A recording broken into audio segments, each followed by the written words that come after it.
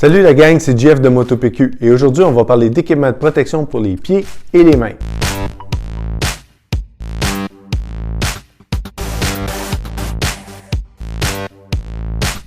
Quand les vêtements sont bien ajustés, on oublie qu'on les porte sur nous. Pense-y, est-ce que les vêtements que tu portes en ce moment sont dans ton attention immédiate? Ceci est important parce que quand tu roules en moto, ton attention doit être sur la route et tu ne veux pas être distrait parce que tes vêtements t'empêchent de bien bouger ou sont simplement inconfortables. Ceci est surtout vrai quand vient le temps de choisir des gants.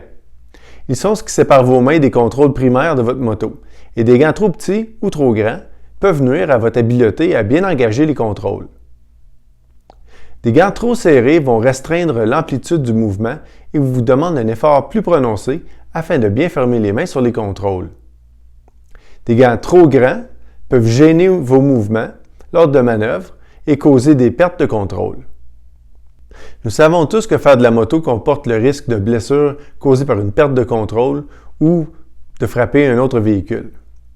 Et bien que nous allons suivre des cours de conduite et pratiquer régulièrement nos manœuvres d'urgence, la possibilité d'avoir un accident est bien réelle. Lors d'une chute, les mains vont éventuellement rencontrer la route et des gants de qualité médiocre vous laisseront avec des blessures aux mains qui peuvent être sévères. Alors, le rôle principal des gants dans le cas d'une chute est de protéger contre l'abrasion et d'atténuer la force de l'impact qui est transmise au pilote. Malheureusement, il existe plusieurs modèles de gants conçus pour attirer l'attention, mais qui sont de très mauvaise qualité. Il existe un standard européen qui identifie les caractéristiques d'un gant de moto de qualité, la norme EN 13594. Alors, voici les caractéristiques que cette norme identifie comme importantes. 1. Le design général du gant, incluant la longueur du gant et l'étendue de sa protection au poignet. 2. L'intégrité de l'ensemble du gant, qui comprend une mesure de la résistance des coutures ou des joints entre les morceaux de matériaux formant la couche de protection. Il est clair que cela est important car toute défaillance de ces joints peut entraîner des fissures dans le gant qui exposeront la main du pilote à des blessures par abrasion. 3. La toxicité des matériaux utilisés pour fabriquer le gant. Ceux-ci incluent la valeur de pH et la teneur en chrome 6 de tous les matériaux en cuir. L'utilisation d'inclusions dures, telles que des clous ou des boucles métalliques, est également limitée à celles qui ne présentent pas de danger pour les mains de l'utilisateur. 4. L'ergonomie du gant. 5. Garantir que les matériaux des gants sont suffisamment durables et comprennent une évaluation de la résistance aux coupures à l'aide d'une machine à lame circulaire alternative et un test de résistance à la déchirure ainsi qu'une évaluation de la résistance à l'abrasion. 6. La retenue du gant sur la main du porteur, car il est clair que le gant n'offrira aucune protection au porteur si elle est tirée ou jetée de la main lors d'un accident. 7. Enfin, la protection contre les chocs qui mesure la capacité du produit à réduire les forces transmises à la main causées par un impact.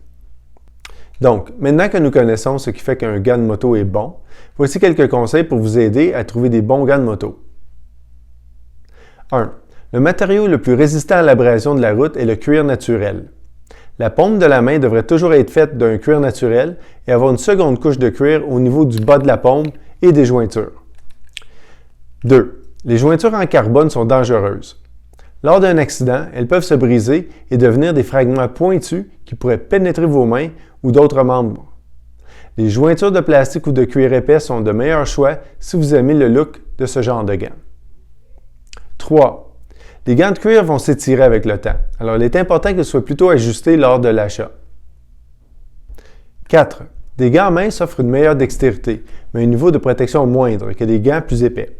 Il faut donc que vous identifiez le niveau de protection qui vous convient et choisir la flexibilité qui vous permettra de conduire votre moto avec confiance. 5.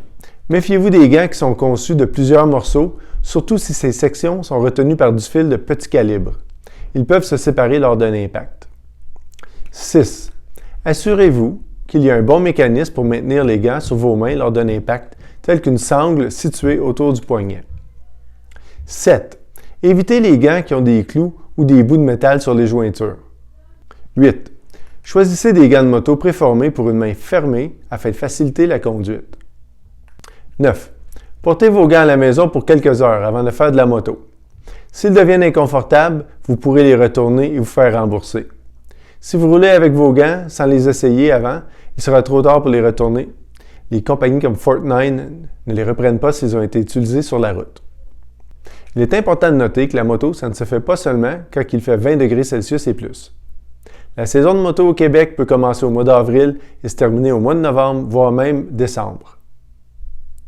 Il faut tenir compte que vous avez une plage de 40 degrés de variance.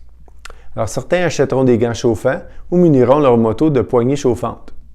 Certains auront plusieurs gants pour faire de la moto, une paire pour les températures froides et une autre pour les températures chaudes. Bon, parlons maintenant des bottes de moto. Étonnamment, la majorité des blessures corporelles en moto se retrouvent aux jambes.